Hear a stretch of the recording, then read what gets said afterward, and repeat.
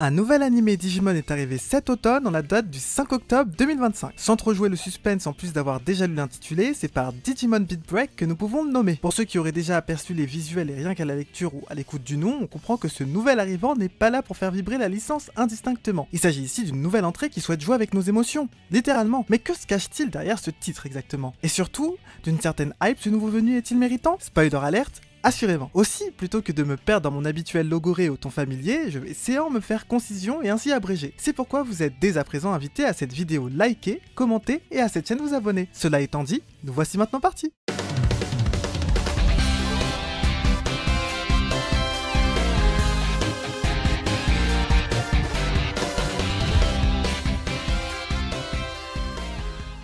Sans trop d'attente, introduisons directement les jalons qui par cet animé se sont très certainement affairés pour nous faire raisonner. On commence à la réalisation avec Hiroaki Miyamoto. Vu la popularité de ce manga et de son animé, pour ceux qui en seraient amateurs, il ne peut pas vous être non familier car il est au crédit de nul autre que One Piece. Et oui, à la réalisation de ce mastodonte et de certains de ses films, c'est carrément lui. Ne s'agissant pas réellement de mon œuvre de cœur, j'avoue me sentir quelque peu partagé, mais en faisant preuve d'objectivité, j'imagine qu'il peut être avancé qu'il s'agit d'une pointure que l'on se doit d'être honoré d'avoir à nos côtés. Si l'on se tourne vers la scénarisation et le storyboarding, on retrouve Ryota Yamaguchi, pour qui la licence est loin d'être une inconnue. En effet, il était déjà porteur de ce rôle pour le développement de la saison 5 de Digimon. Par là, on vise bien Digimon Saver. Et pour des classiques comme Escaflowne, c'était également lui. Au Chara Design, on a Takahiro Kojima, que vous avez dû croiser sur Dragon Ball Super Broly, ou avec j'ai d'ailleurs trouvé plutôt sympa au demeurant. Et en ce qui concerne les Digimon eux-mêmes, le grand Kenji Watanabe, créateur de tellement de monstres iconiques que l'on ne compte plus. Si on ajoute à ce mix plus qu'hyper décent la compositrice Arisa Okehazama, qui est allée à Tire Larigot sur Jujutsu Kaisen, en addition à un opening par Mad Kid, nous pouvons,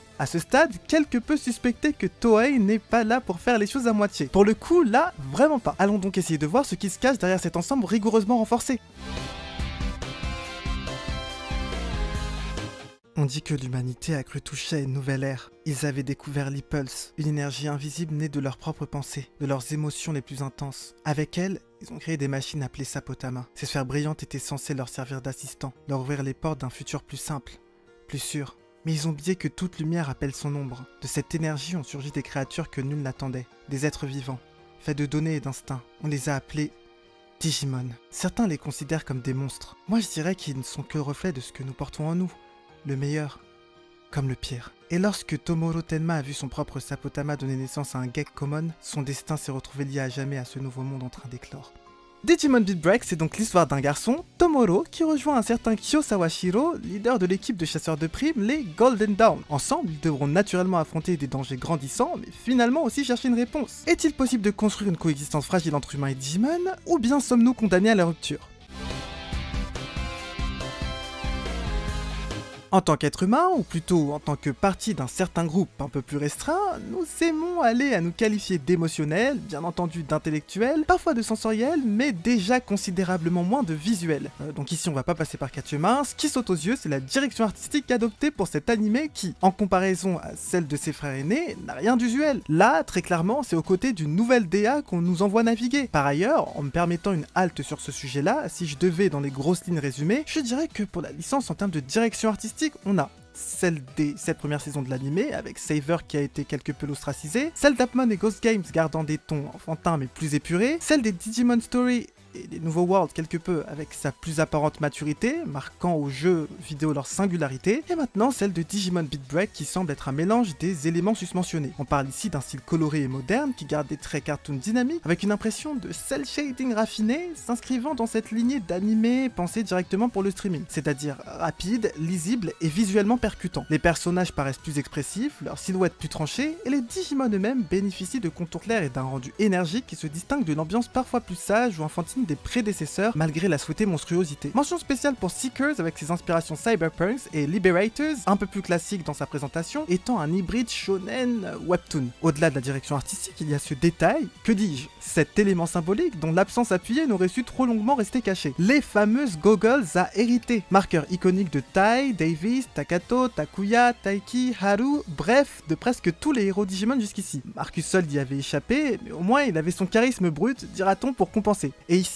on nous sort Tomoro avec ses énormes lunettes rondes d'intello. C'est comme si le symbole avait été sciemment scié en deux, avec d'un côté un clin d'œil maladroit à la tradition, amputé de son aura héroïque. Résultat, pas de goggles, mais juste de grosses lunettes rondes qui évoquent davantage un quotidien banal qu'un véritable destin digital. En outre, à l'instar d'une autre licence qui a opté d'ajuster son image au fil du temps, Digimon a pris ici un virage davantage clivant. Quelle n'a pas été ma surprise lorsqu'il a s'agi de découvrir que Kenji Watanabe est en réalité celui derrière ces derniers. L'interrogation est immédiate. A-t-il changé de philosophie, ou bien est-ce le cahier des charges qui a dicté la marche qu'il a suivi? Toujours est-il qu'on obtient des Digimon qui n'ont pas trahi leur essence, mais qui semblent calibrés pour un ton particulier, celui que Beat Break cherche à imposer. En clair, on a moins l'impression de revoir d'anciens compagnons, et davantage celle de découvrir des créatures dessinées pour épouser l'ambiance d'une œuvre précise. Si l'on s'éloigne de la forme et qu'on s'oriente vers le fond, Digimon a déjà testé des variations. Appmon, c'était l'ère des applis.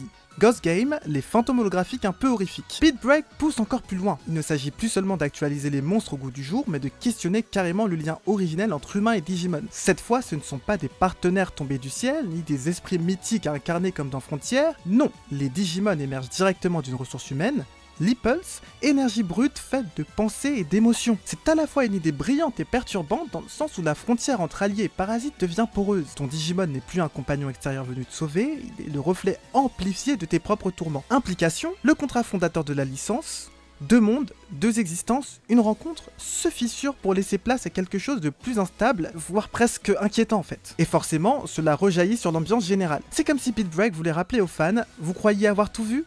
Vous n'aviez encore rien compris. Ce qui nous ramène aux tables rondes d'Akiyoshi Hongo sur ce questionnement permanent, qu'est-ce qu'un, voire tout juste, qu'est-ce que Digimon finalement ? Mais en somme, derrière toute cette déferlante visuelle et ce cahier des charges blindé de noms prestigieux, une interrogation s'impose. Est-ce que Beat Break va tenir sur la longueur? On a trop souvent vu des concepts Digimon partir en trombe, prendre de la vitesse, puis s'essouffler bien avant la ligne d'arrivée. Frontier avait osé casser le duo enfant-monstre avec les esprits, Ghost Game avait tenté de flirter avec une dimension techno-horreur qui avait bien pris, mais tous deux ont fini par retomber dans des rails plus convenus. Ici, la promesse est claire. Les Digimon sortent littéralement de nous, de nos failles, de nos pulsions. Mais est-ce que Toei ira au bout de cette idée, ou bien servira à une dilution shonen classique après quelques épisodes? Est-ce que les combats, au lieu d'être de simples joutes de pouvoir, deviendront des confrontations psychologiques entre ce que les héros cachent et ce que leurs Digimon révèlent? Et surtout, le public suivra-t-il ce virage? Parce que comme déjà vu à répétition avec Digimon, nouveau visage ne rime pas nécessairement avec meilleur rivage. La vraie question est alors, est-ce que Beat Break sera la saison qui redonnera à Digimon une identité forte, ou celle qui la fragmentera encore davantage?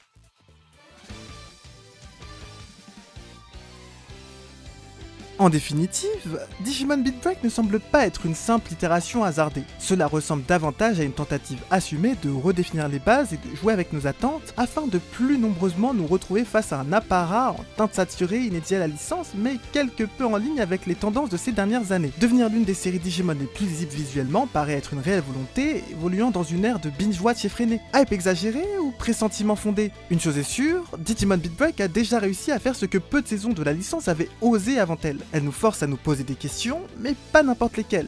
Sur nous, sur nos monstres et sur ce lien plus fragile qui nous unit. Et vous, êtes-vous prêt à franchir le pas, ou bien allez-vous rester spectateur au rivage pendant que d'autres plongent dans le fracturé voyage? Sur ce questionnement posé, je vous ai souhaité une bonne journée. Salut!